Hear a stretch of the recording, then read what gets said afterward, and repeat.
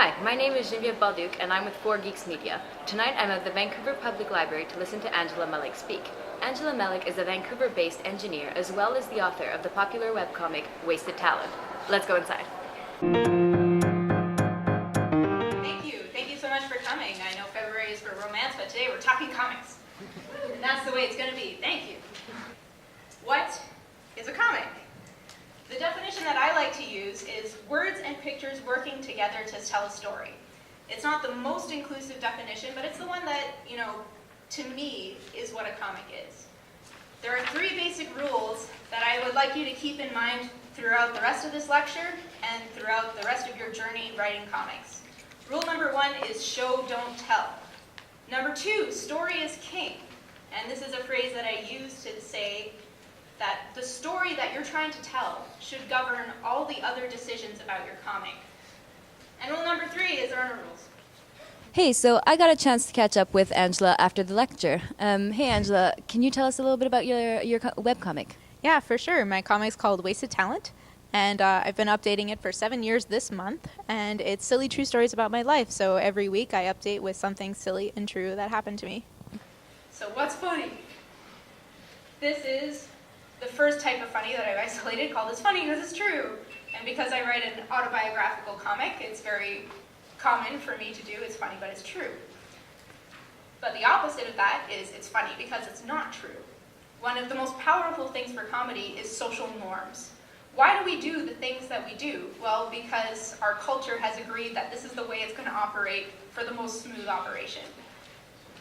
And awkward comedy is having characters act completely opposite from what is normal. So being extremely literal is contrary to what you would expect. It's funny because you fell down. So we call this slapstick, and again, this is a type of comedy that I really like. It's really fun to draw in comics. And it's funny because it's clever. Everyone likes to feel smart. It's funny because this is completely ridiculous. And I have here the example, the Monty Python Silly Walk. You're laughing because, look, what is even happening?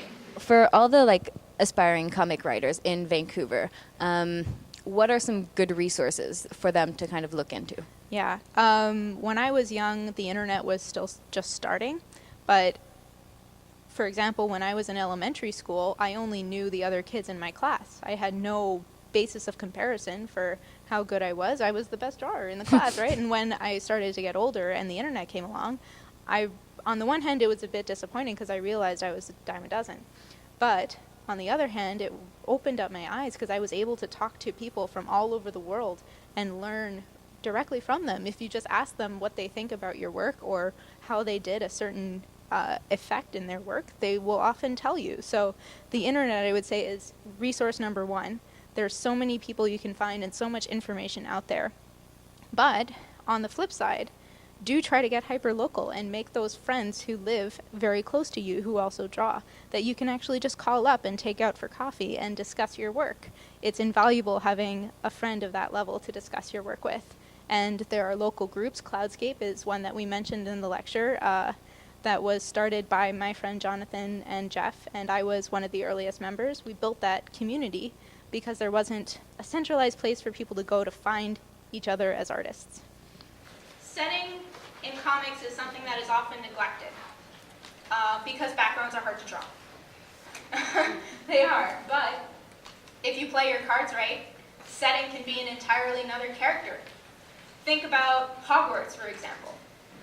How many of you have read Harry Potter and wish you could just go to Hogwarts, right? You just want to visit it, right? That's why Universal Studios made Hogsmeade. So if you really develop the world that your comic is being told in, it can become another character. In your comic, you talk about, there's the Beeline, there's Stanley Park. Mm-hmm. How does Vancouver fit in your comic? Yeah, I definitely see my comic not only as the story of my life, but kind of my love letter to the city of Vancouver. We were talking earlier of all the different places that I've lived, and when I came to Vancouver is the first place where I really felt like I belonged. I really resonated with this city, and I understood the way it worked. It's a great time to be making comics, and there's so many options available to creators today. Online self-publishing is something that I would highly recommend. I am a web cartoonist, and most of the examples that I've showed you throughout this presentation are webcomics. We've bypassed the entire industry, all the gatekeepers, the pitching process, submitting portfolios, and we just stand on our own merit. Part of our mandate as For Geeks Media is that we kind of seek out these geek events, and what I want to know from you is, like, do you identify as a geek? Do you kind of think it's a geek culture, or is it something completely different? Or Yeah, I've always more identified as a nerd, just because of the kind of the engineering thing, the intellectual thing. My husband is bar none a geek. and so what would you say is like the dividing factor? It's strange to say. I feel it's the intellectual side is really what differentiates the geek and the nerd, whereas I don't tend to fangirl out over things. I love comics. I love comics very deeply, and I like Star Trek, and I like Star Wars, and a lot of other things that are considered very geeky, but I personally don't take it to the level that I see in other people who consider themselves geeks. But I love that about people. Yes, I'm so then very pro-geek. No, that's awesome. It seems like the difference, and it may be very true, is the intensity of the fandom. Yeah, absolutely. And I feel that kind of intensity towards intellectual things. Like, I get very geeky about a certain concept in mathematics or the way that a mechanism works, rather than Star Wars or Star Trek or even comics, but I love comics. Yeah, and that kind of ties in your engineering background and your comic background, and that they're both very creative and intellectual at the same time. Yes. I like to say that the reason I became an engineer is because I love solving problems, and comics are full of interesting problems to solve. It's just stories that aren't working or characters that aren't quite right, and you can just continuously work on those problems. That makes a lot of sense. So I think what we're going to do for our grand finish is, as For Geeks Media, we're going to ask you 4 nerd questions. Okay. Are you ready? I'm ready as I'll ever be. All right. So nerdy website you waste the most time on? Reddit. World of Warcraft class? Druid. Favorite comic book turned into movie? Oh, Persepolis. Persepolis. Good choice. Yeah. That's an awesome movie, recommended for sure. Favorite Star Trek series? Oh, that's a tough one. If I have to pick right today, I'll say Deep Space Nine.